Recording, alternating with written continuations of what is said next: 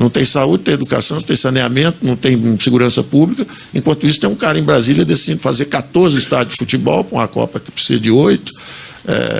O sujeito decide fazer a transposição do Rio Amazonas, se quiser, pode fazer também. Se quiser, eu quero um estádio para o Flamengo, surge um estádio em 10 minutos. Né? Se eu cismar que tem um amigo meu que vai ser o maior empresário de proteína animal do mundo, eu aumento o capital aqui do BNDE e esse empréstimo é feito. Nós temos que encarar as verdades. Isso não é razoável. Não é razoável um sujeito em Brasília decidir criar a maior fábrica de proteína do mundo. Você vai e compra 18 fábricas lá fora com a JBS e aí está tudo bem. Não está bem, não. Quem disse que isso é uma função do banco público? Quem disse isso? Quem disse? Por quê? Quer dizer que se amanhã eu tiver um outro amigo, numa outra... Por exemplo, eu cheguei a vir aqui, e aqui tem muita coisa boa e times excelentes. Fizeram coisas também maravilhosas, em educação, em área de tecnologia, coisas maravilhosas. Mas aumentar o capital para poder criar os campeões nacionais, quem escolhe os campeões? Em que isso é diferente de um regime arbitrário, dirigista? Está errado. E alguém tem que dizer isso. Então, uma das funções, e conversei isso com o Levi quando ele entrou, tem uma coisa que é meridiana e básica, tem um desafio enorme pela frente. A meridiana e básica é o seguinte: se pedalaram o BNDE, nós temos que despedalar. É uma obrigação nossa perante a população brasileira. Se pegar o capital daqui e aumentar, jogar aqui 500 bi para fazer isso, aquilo e aquilo outro, nós vamos reduzir. Nós temos que devolver esse capital à União. Mas voltando ao Brasil atual, isso tudo me dá uma convicção muito grande do que eu sintetizo hoje como a dinâmica de uma sociedade aberta. O Brasil é tolerante, o Brasil é diverso, mas, acima de tudo, o Brasil é uma sociedade aberta. Não importa o que digam, a discriminação racial é muito menor no Brasil do que nos Estados Unidos, que é uma sociedade aberta. Não importa o que digam, os imigrantes foram realmente absorvidos no Brasil. Não é como nos próprios Estados Unidos, que é uma sociedade aberta, que você chega lá, tem o bairro, eu me lembro em Chicago, tinha o bairro italiano, o bairro polonês, o bairro não sei o quê. Não, no Brasil o italiano casa com o africana, mistura, o chinês vem, casa com o japonês, os dois... A turma quando tem uma briga, eu me lembro que uma vez tem uma briga enorme, foi na época da guerra, Israel e árabes, teve uma entrevista, o sujeito foi ali ao Saara, né? O repórter queria polêmica, né? Queria tocar fogo no negócio, chegou lá e a briga, Israel... Aí pegou um judeu e um árabe lá, e a briga, o que vocês estão achando? Eu falei, não, a gente briga muito aqui também, ele é Flamengo e eu sou Vasco. Isso aqui a gente briga demais aqui também. Então, o Brasil é isso.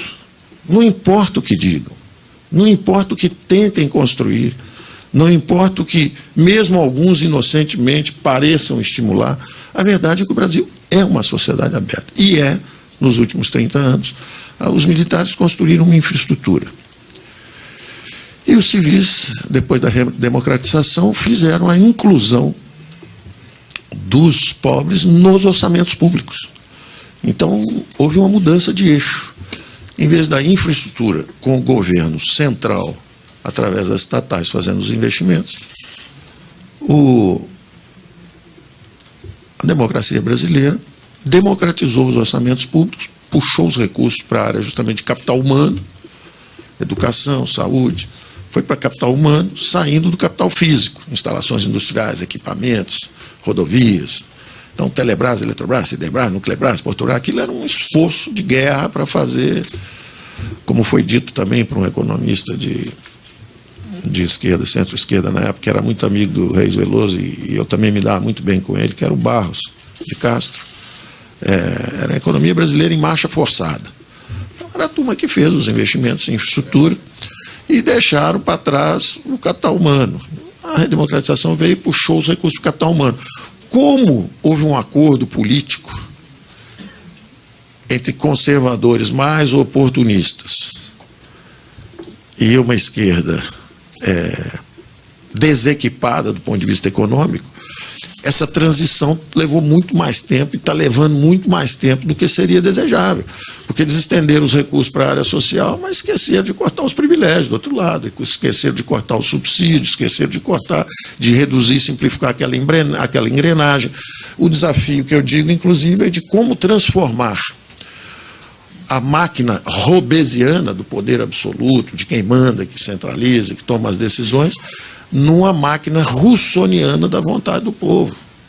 É de Hobbes para Rousseau.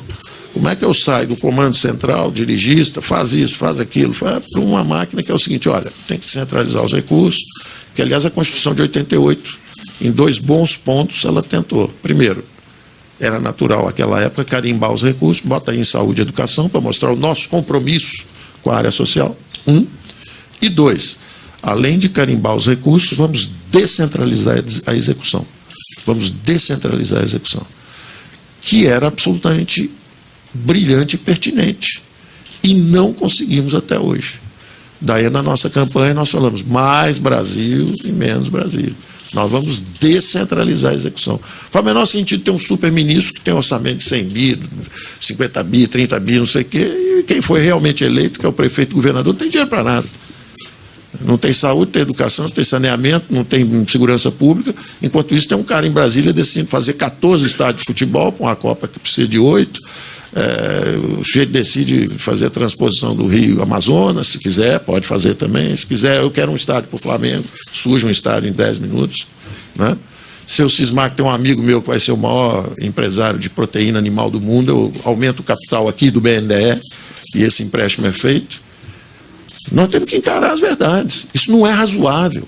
Não é razoável um sujeito em Brasília decidir criar a maior fábrica de proteína do mundo. Você vai e compra 18 fábricas lá fora com a JBS e aí está tudo bem. Não está bem, não. Quem disse que isso é uma função do banco público? Quem disse isso? Quem disse? Por quê? Quer dizer que se amanhã eu tiver um outro amigo numa outra... Por exemplo, eu cheguei a vir aqui, e aqui tem muita coisa boa e times excelentes. Fizeram coisas também maravilhosas em educação, em área de tecnologia, coisas maravilhosas. Mas aumentar o capital para poder criar os campeões nacionais, quem escolhe os campeões? Em que isso é diferente de um regime arbitrário dirigista? Está errado. E alguém tem que dizer isso. Então, uma das funções, e conversei isso com o Levi quando ele entrou, tem uma coisa que é meridiana e básica, e tem um desafio enorme pela frente. A meridiana e básica é o seguinte: se pedalaram o BNDE, nós temos que despedalar. É uma obrigação nossa perante a população brasileira. Se pegar o capital daqui e aumentar, jogar aqui 500 bi para fazer isso, aquilo e aquilo outro, nós vamos reduzir. Nós temos que devolver esse capital à União. Porque tem uma contrapartida do outro lado. Enquanto estão brincando de dar dinheiro aqui para A, B e C, e o brincando que eu estou dizendo, evidentemente, eu me refiro a algumas opções da direção. Dá dinheiro para a Sete Brasil, dá dinheiro para o Porto Mariel, dá dinheiro para fazer uma refinaria junto com a PDVSA, não sei aonde. Isso é errado. Mas tem garantia do Tesouro. Mas que banqueiro é esse? Um banqueiro que faz um empréstimo precário. A Venezuela não pagou 600 e o empréstimo total é 1,5 bi. Mas vai ter Moçambique, vai ter Cuba, vai ter mais. Está errado. Ou nós fazemos esse exame de consciência, ou nós estamos errados também. Quer dizer, não é certo. Um banco público não é para isso que existe. Tem um empréstimo. A carteira está dando lucro, claro, empresta dinheiro para a fibra, empresta dinheiro para... mas foi uma grande fusão. Quem disse que isso é bom? Quem disse que não é melhor competição? Não sei, deixa o mercado resolver. Não pode você dar uma vantagem competitiva para um cara virar a maior fábrica de proteína do mundo e para o outro fazer uma fusão. Quer dizer, o Itaú pode juntar com o Unibanco, a fibra pode juntar com a Suzano. Mas eu, para comprar uma empresinha de eventos lá em Belo Horizonte, o trabalho teve que ir para a Fundação Getúlio Vargas, o CAD examinou vários meses e tal. Isso é um contrassenso. Ou o CAD existe para manter a competição, ou acaba com o CAD. E o BNDE pode ser uma fábrica de privilégios também? Quer dizer que onde toca o governo tem fábrica de privilégio. O governo toca a Previdência, tem Previdência que são 20 vezes maior que as outras. O governo toca crédito no Brasil. Quer dizer que tem amigo do rei que vem aqui e pega dinheiro, enquanto os pequenininhos não pegam. Que diabo é isso? Isso é uma pergunta que vocês têm que fazer. Então, o compromisso meu com o Levi foi: Levi, você vai me fazer um favor. Despedale. Tem que devolver. Dito isso, tem um desafio extraordinário, digno de uma instituição que tem tanta gente de qualidade como essa. É justamente essa função do Banco Público. Já fizeram em telecomunicações, privatizações, já fizeram recentemente em distribuição de energia elétrica, apoiar as privatizações. Vão fazer agora no saneamento. BNDES é Banco Nacional de Desenvolvimento Econômico e Saneamento. Vão ser mais específicos. Porque o social que está ali, hoje a maior emergência é o saneamento. São 60 mil crianças que morrem por dia. Quando você faz, inclusive, a análise da Previdência, você vê assim, o Nordeste sempre diz, olha, mas aqui a pessoa morre mais cedo e tal. Você vê, a expectativa de vida de 60 em diante é igual. Quem sobreviveu, o nordestino, que é, antes de tudo, um forte, quando ele sobrevive e chegou aos 60, a expectativa de vida dele é igual. É um ano e meio de diferença daí para frente. Mas por que as médias são muito diferentes? Porque na infância, por falta de saneamento, morrem milhares de crianças anualmente, e isso é uma desigualdade inaceitável. Então, mergulhar no saneamento, fazer a transformação e a modernização da infraestrutura brasileira para atingir as classes mais pobres, tudo isso é muito válido, e isso vai continuar. Esse é o desafio de transformação. E acabar com esse negócio de campeão nacional, que história é essa? Quem faz campeão é o mercado. Não é uma injustiça. Isso aqui não pode ser uma fábrica de privilégios. Não pode. E eu, jovem ainda, uma vez eu chamei isso aqui de Recreio dos Bandeirantes. Porque na época era Vilares, Bardella, os industriais paulistas, vinham aqui com a melhor das boas intenções. Onde estão essas potências hoje? A não ser com recursos pessoais bem gordinhos. Onde estão as potências industriais que foram plantadas lá? Então, tem que pensar sobre isso. Se recurso público é para isso. Principalmente naquela época. Porque naquela época era dinheiro que não pagava a inflação. A inflação brasileira era 20%, 30% e pagava-se ao trabalhador brasileiro 6% ao ano. Então, era realmente uma transferência perversa de renda brutal.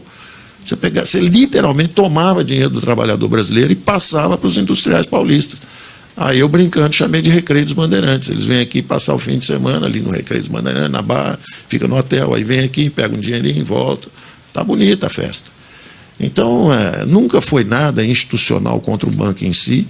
É um dos melhores quadros brasileiros, reserva de capital humano, extraordinário, quer dizer, tem capacidade para enfrentar esse desafio tranquilamente.